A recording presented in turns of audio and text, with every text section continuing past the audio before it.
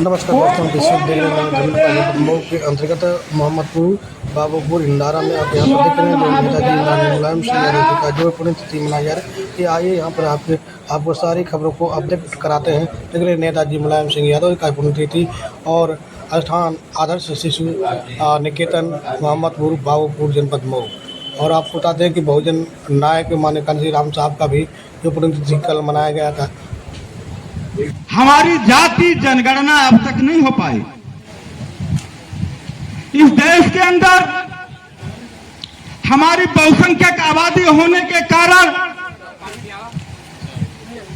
आज इस देश में जो हमारे बीच में समस्याओं को अंबार लगा दिया दुश्मनों के द्वारा, क्यों कार्यों पर चिंतन करने का एक मौका होता है। समाज में जितने भी साथी हमारे सामाजिक सेवा कर रहे हैं, चाहे राजनीतिक क्षेत्र में हो, चाहे सामाजिक क्षेत्र में हो, चाहे शिक्षा के क्षेत्र में हो, उस समस्या को किसी ने इस समस्या को पैदा किया।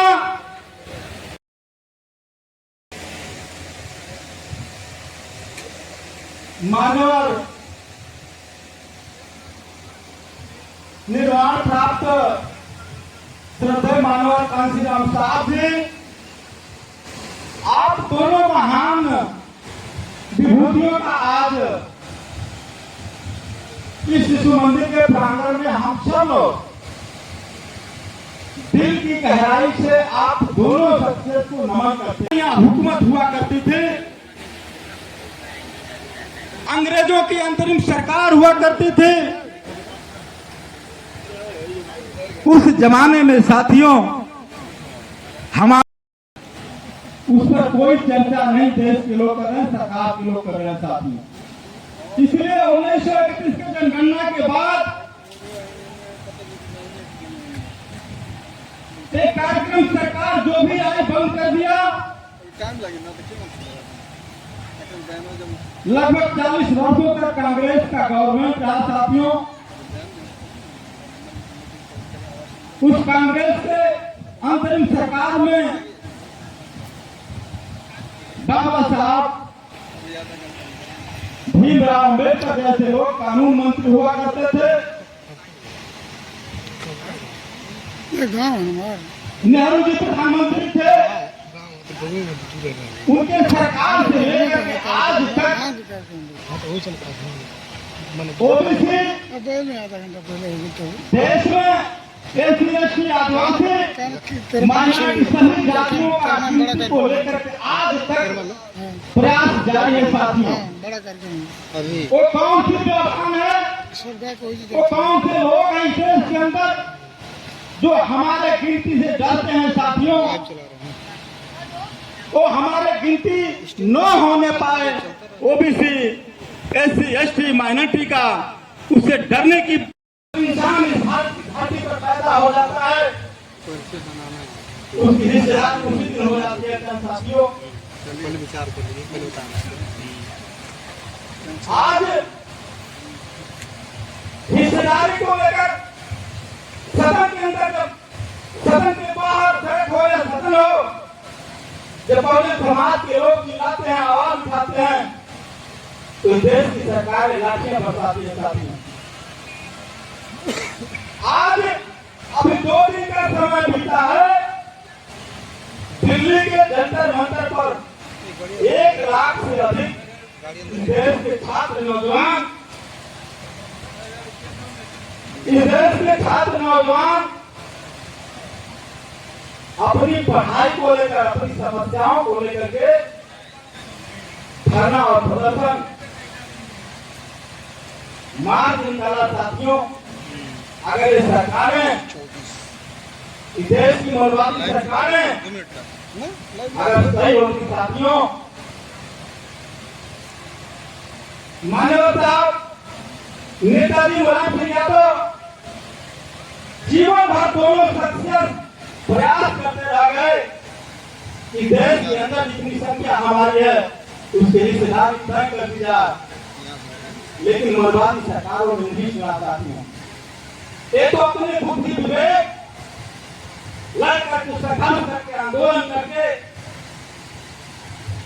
इस देश में कुछ जो भी हासिल हुआ इन महापुरुषों की वजह से साथियों। आज छात्रों को आंदोलन दिल्ली के अंदर जंतर मंतर पर करना पड़ रहा है। अब ये सरकार कितनी कुछ समय हुआ करता था साथियों, आज शिक्षा के बजट को घटाकर 3% कर दिया गया इन सरकारों के द्वारा। ऐसी सरकार 11 सालों में इस देश की 13 लाख छात्राओं, महिलाओं, बच्चियों का चीर हरण हुआ और गायब कर दिए गए साथियों, पता नहीं चल रहा। ये रिपोर्ट है 7 अरब 47 लाख 747 अरब रुपया विदेशों का कर्जा इस देश के ऊपर लाते हैं लोगों ने।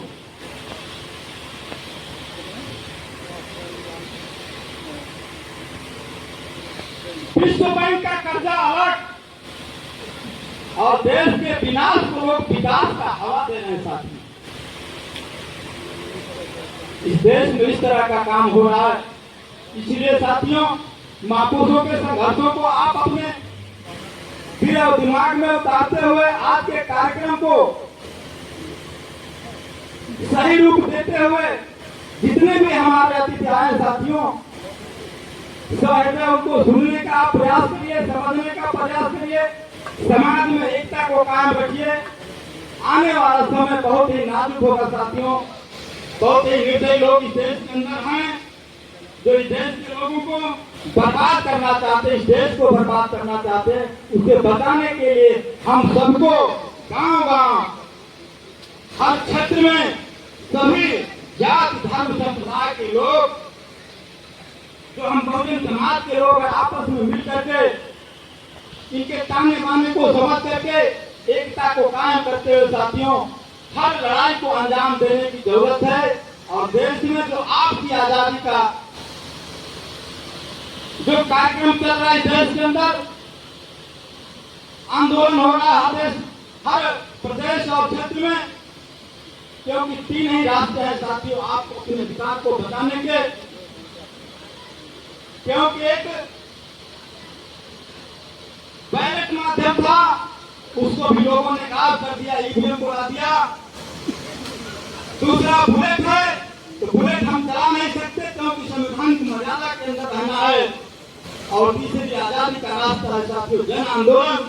इसलिए इन क्रूर सरकारों को दफन करने के लिए, इन कुकर्मियों को हटाने के लिए हम सबको जन आंदोलन के माध्यम से इनके सारे रास्तों को बेनकाब करना है और लोगों तक अपनी बातों को सही तरीके से बताने की कोशिश करना है, जिससे हर व्यक्ति इस बात को जान जाए कि देश में कौन हमारा दोस्त है, कौन हमारा दुश्मन है।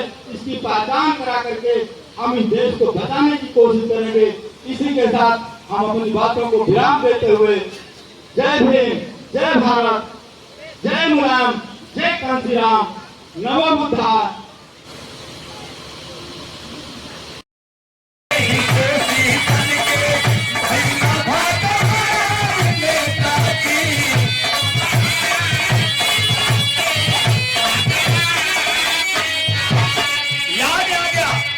पुरस्कार रहा बड़े भैया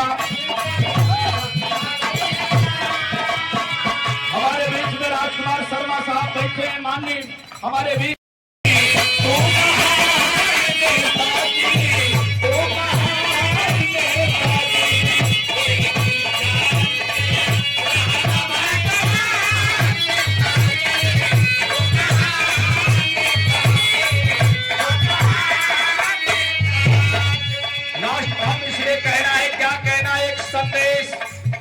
लाइन है हमारे और आपके लिए कहना है, क्या कहना है जो हमको भी खेला जा रहा है। बिहारी करे वाला आंदोलन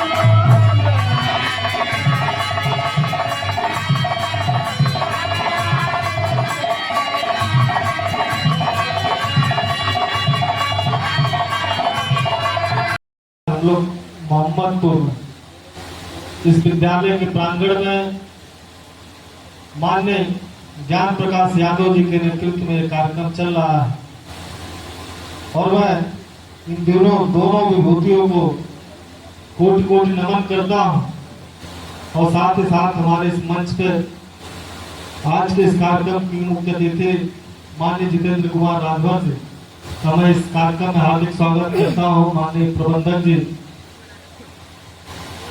और भी तमाम वक्तागण मंचासीन साथी सब लोग उपस्थित हैं। आप सभी लोगों ने अपनी बातें रखी और हमको भी अपनी बात रखने का अवसर मिला। साथियों, कार्यक्रम बहुत देर से चल रही है, लगभग 11 बजे से कार्यक्रम चल रहा है और आप लोग की बैठने की भी हद हो गई और हम लोग की भी बैठने की हद हो गई और एक कार्यक्रम इसलिए कार्यक्रम किया जाता है कि जो हमारे महापुरुषों ने जो आंदोलन चलाया, जो उनकी विचारधारा है, उस बात को, उस विचारधारा को जो लोग आए हुए उनको हम लोग बता सके। और अगर इस बीच में अगर इस पूरे कीमती समय का अगर 80% समय अगर हम लोग केवल गाना सुनने में लगा दे और 20% ही केवल लोगों को जागृत करे तो ये सही नहीं है। इसलिए अगली बार से जो कार्यक्रम होगा इस बात पर ध्यान देना चाहिए कि 80% जो बातें हैं वक्ताओं की होनी चाहिए और 20% हमारे गायक साथियों की बातें होनी चाहिए। इस बात के लिए क्योंकि हमारे मुख्य अतिथि महोदय अम्बेडकर नगर से चल के हम लोग को अपनी बात बताने के लिए आए हैं, इस बात को अगली बार से ध्यान रखना चाहिए। साथियों, इस देश के अंदर उत्तर प्रदेश में 2 महान शख्सियत, मैं बहुत शार्ट में अपनी बात कहना चाहता हूँ, 2 महान शख्सियत बहुजन नायक मानवर कांशीराम साहब और नेताजी मुलायम सिंह यादव जी ने ये दोनों लोग जब आपस में मिले, हमारे पुरखे पिछले समय में दशकों से मिलजुल के लड़ाई लड़ रहे थे, जब ये दोनों लोग मिले तो हमारे लोगों ने नारा दिया, मिले मुलायम कांशीराम हवा मोड़ गए जय श्री राम। जब ये नारा उत्तर प्रदेश की सड़कों में गूंज रहा था, लोगों के कानों में गूंज रहा था, तो अटल बिहारी वाजपेयी नाम का जो आदमी भारतीय जनता पार्टी का जो नेता है, वो कहते हैं कि उत्तर प्रदेश के अंदर मेरे जूते में 2 कील गड़ रहे हैं। उसका पहला नाम है मानव कांशीराम साहब और दूसरा नाम है मुलायम सिंह यादव। साथियों, सबसे पहले हम लोगों को अपने दोस्त और दुश्मन की पहचान करना जरूरी है। हम लड़ाई तो लड़ रहे हैं, हम कभी बहुजन समाज की बात कर रहे हैं, कभी पीडीए की बात कर रहे हैं, कभी बहुजन समाज को एक साथ लाने की बात कर रहे हैं, कभी इंडिया गठबंधन की बात कर रहे हैं, लेकिन अगर जब तक हम देश के लोग, इस बहुजन समाज के लोग, ओबीसी एससी एसटी के लोग दोस्त और दुश्मन की पहचान नहीं करेंगे, लड़ाई किससे लड़ने है आपको मालूम नहीं होने वाला। आपके जातीय जनगणना का विरोध कौन कर रहा है? माननीय मुलायम सिंह यादव और माननीय कांशीराम साहब को अपने जूतों के कील में धंसता हुआ बताने वाले कौन से जाति के लोग हैं, कौन से शासक लोग हैं, इस बात को आपको जानकारी होना बहुत जरूरी है। और इस देश के अंदर जातीय जनगणना का मुद्दा अभी से नहीं बल्कि बहुत वर्षों से चल रहा है। इस देश में कुत्तों की गिनती हो रही है, बिल्लियों की गिनती हो रही है, जानवरों की गिनती हो रही है, यहाँ तक कि महाराष्ट्र के अंदर जिसको किन्नर कहा जाता है, जिसको देसी भाषा हिजड़ा कहते हैं, उन लोगों ने अपनी गिनती करा ली। इस देश में आजादी को 78 साल हो गए, लेकिन अभी तक पिछड़ों की गिनती नहीं हो रही। बड़े शर्म और दुख की बात। आपकी संख्या इस देश के अंदर 52% है। हम कहने के लिए आप अपना परिचय दें। फिर पुनः अपना परिचय दे दीजिए। सबसे पहले मैं आप लोगों का धन्यवाद करता हूँ जी और यहाँ आई हुई जनता नेतागण सभी का मैं धन्यवाद करता हूँ। जी, आज यहाँ किस तरह का कार्यक्रम किया जा रहा है? ये कार्यक्रम नेताजी के पुण्यतिथि के रूप में मनाया जा रहा है। जी, कौन नेता जी? थोड़ा नाम बताइए। माननीय मुलायम सिंह यादव जी, ये रक्षा मंत्री जी थे। जी। तो ये शहीद पर लोगों की जो हत्याएँ होती थी या शहीद होते थे तो किसी की लाश नहीं आती थी, तो नेताजी ने ही ऐसा किया कि जो है सबके घर लाश आती है जाए, और इसके पहले सिर्फ कपड़ा आता था। और नेताजी ने जो भी ओबीसी एससी एसटी को जगाया, आरक्षण के विषय में सोचा, इसीलिए हम लोग अपने ओबीसी एससी एसटी समाज को ये चीज़ बताने के लिए हम लोग प्रस्तुति के रूप में मनाते हैं कि जो भी आने वाली पीढ़ी है इसको जाने। इसके पहले जो भी महापुरुषों का नाम लगा है, अभी आप गांव में घूमिएगा तो कोई बच्चा नहीं बता सकता है कि ये महापुरुष कौन थे। आप दूसरी बात छोड़िए, कई पीढ़ी नहीं, आप चौधरी जी के यहाँ से आ जाइए, कोई नहीं बता पाएगा कि चौधरी जी हमारे देश के माननीय प्रधानमंत्री जी या मुख्यमंत्री। इसी से हम लोगों ने इसको अपने ये एससी समाज, ये ओबीसी एससी एसटी के समाज और पिछड़ा समाज है, ये जो हम लोगों का गांव है पिछड़ा समाज है, इसमें ये बात ये जाएगा, लोगों को संदेश जाएगा कि ये ऐसा होता था, ये हम लोगों के पूर्वज थे, तभी आज के बच्चे इस बात को जानेंगे। नहीं तो ये जो है हम लोगों के पूर्वजों को दबाया जा रहा है। देखा जाए कि अभी आप 85 की बात कर रहे हैं कि 85 के लोगों को माननीय मुलायम सिंह जगाने का काम किया, बताने का काम किया। जो भी हमारे सैनिक थे उनकी लाशें नहीं आती थी, कपड़े आते थे। तो जो हम 85 के लोगों को कैसे जगाएं, क्या मन से जगाएं कि उनको गांव-गांव चल करके जगाने का काम करेंगे। माननीय मुलायम सिंह जी थे, चाहे और तमाम नेता पहले थे, वो सारे लोग एक संदेश देते थे और गांव-गांव चल करके जगाने का काम करते थे। तो ये गांव-गांव के सभी लोग जुड़े हैं जी। तो ये संदेश जब यहाँ से जाएगा तभी हम जाएंगे गांव में बताएंगे, या जो भी यहाँ से बच्चा जाएगा या कोई भी आदमी जाएगा तो अपने घर बात करेगा, गांव में बताएगा, तभी बच्चे जानेंगे ना। ये चीज़ लुप्त हो जाएगा तो कोई बात नहीं करेगा बैठ के। आज यही मान लीजिए ये कार्यक्रम चल रहा है, आज कोई भी बैठेगा तो इस कार्यक्रम के बारे में बात करेगा, तो वहाँ जो भी सुनेगा उसके दिमाग में यह बात बैठेगी कि नेताजी ऐसे कार्य किए, मान्यवर साहब ऐसे कार्य किए, बाबा साहब जो है संविधान बनाए, चौधरी जी ने हम लोगों को अधिकार दिया। देखा जाए कि जो भी माननीय मुलायम सिंह जी ने जो भी कहा वो सत्य कहा, बाकी जो उनके पार्टी से जाने के बाद फिर उनके रहते हुए जो सम्मान लोगों को मिलता था, समाज को मिलता था, या समाज के हित में जो बात करते थे, आज जो बातें नहीं हो पा रही हैं, आखिर में इसका क्या कारण है? नहीं, ऐसा बात नहीं है। नेताजी जब थे तो नेताजी से जो लोग जुड़े थे उनका वो सम्मान करते जी। आज भी जो समाजवादी पार्टी के जो मुखिया हैं, माननीय राष्ट्रीय अध्यक्ष जी अखिलेश यादव जी, वो उनसे जो लोग जुड़े हैं, जब पार्टी के जो लोग हैं, ऐसा नहीं है, सम्मान करते ही हैं।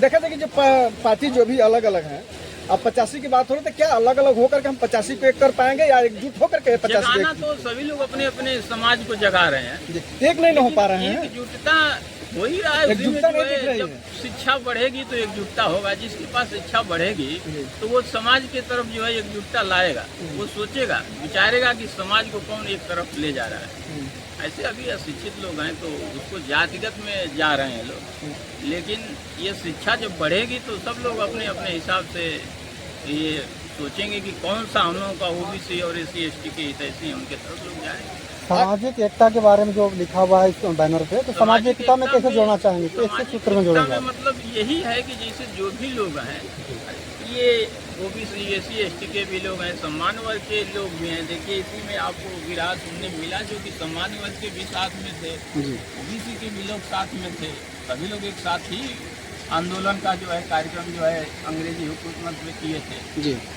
तो ये संगोष्ठी यही है कि सभी लोग एक साथ हैं। तो उस समय आंदोलन हिंदू मुस्लिम सिख ईसाई बना करके एक जुटता चलता था, एक लहर चलती थी, बाकी आज वो चीज नहीं दिख रहा है नेताजी, आखिर क्या कारण है इसका? हिंदू मुस्लिम और ये जो लहर है ये तो राजनीतिक लहर है ना, तो उससे तो हम लोगों को कोई ये लेना देना नहीं है जी। ये तो हम लोगों का जो ये है कि हम लोग समाज को जगाएं।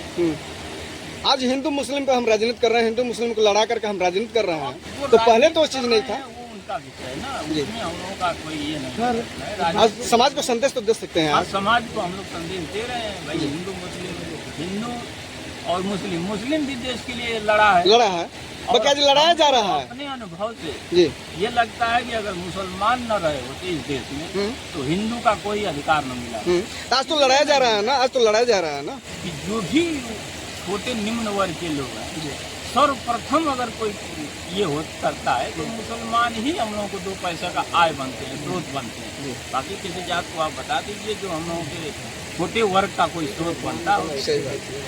सर एक बात आपसे पूछना चाहते हैं, जैसे आप समाज की बात कर रहे हैं, पहले जैसे यही समाज था जो किसी के सुख दुख में काम करता था, एक मिलकर के काम करता था। लेकिन आज के दिखावे में जैसा काम कर रहा है, कोई कुछ हो जा रहा है, लेकिन ये समाज एक नहीं हो रहा है। हाँ, ये समाज एक है, अंदर से है, लेकिन राजनीति से हट जा रहे हैं लोग। मुद्दा जैसे उनका विचार क्या है, अब नेताओं का जैसे मान लीजिए कि हर पार्टी के राष्ट्रीय अध्यक्ष हैं, वो अपना मुद्दा लेकर चलते हैं, तो जो उनसे लोग जुड़े हैं वो अपने विचार से चलते हैं। हम लोगों का कोई विचार इसमें नहीं है। हम लोगों का ये विचार है कि हम लोग अपना ओबीसी एससी एसटी को बताएं कितना हम लोगों का हक लूटा गया। नेताजी के पुण्यतिथि के शुभ अवसर पे क्या संदेश आपके तरफ से होगा SC ST और 85 के लिए? यही होगा संदेश, नेताजी ने जो कार्य किया, जो हम लोगों को अधिकार दिया, प्रधान बने हम लोग। नेताजी के पहले आप इतिहास उठा के देखिए, ना इतना कोई BDC OBC के अंदर प्रधान था, ना क्षेत्र पंचायत सदस्य थे, ना जिला पंचायत सदस्य, ना चेयरमैन थे, ना विधायक और सांसद भी नहीं थे। और नेताजी 91 में हुए, उसके पहले आप देखिए किसी के पास साइकिल भी नहीं थी। अब तो सब लोग फॉर्च्यूनर से चल रहे हैं, कोई हीरोंडा तो हमको लगता है हर घर में होगा। उसके पहले आप इतिहास उठा के देखिए, साइकिल भी नहीं थी। हमने सन 98 में गाड़ी खरीदा था, तो उस समय ये मोहम्मदपुर में किसी के पास गाड़ी नहीं थी। वहाँ तक का बात छोड़िए, हमको लगभग यहाँ जितने लोग बैठे हैं, शायद हमको लग रहा है प्रबंधक जी के पिताजी के पास जो है एक राजदूत थी।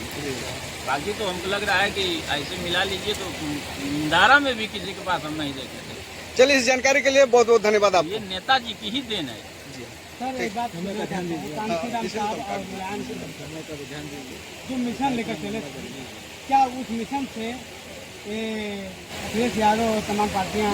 हाँ, मानवर साहब के मिशन से और ये लोग तो थोड़ा सा भिन्न ही चल रहे हैं, इसलिए कि जातिगत जो चल रहा है, और मान्यवर साहब का जातिगत नहीं था। वो बहुजन को सबने जोड़ के, सब जाति को जोड़ के लेते चले। ब्राह्मण को भी जोड़ते थे, क्षत्रिय को भी जोड़ते थे, यादव को भी जोड़ते थे, या निम्न वर्ग में जिन लोगों को कहा जाता है सबको जोड़ते थे। ये उनके रहते हुए कौन सांसद नहीं हुआ, किस जाति का नहीं बना, किस जाति को विधायक नहीं बना, किस जाति का प्रधान नहीं बना।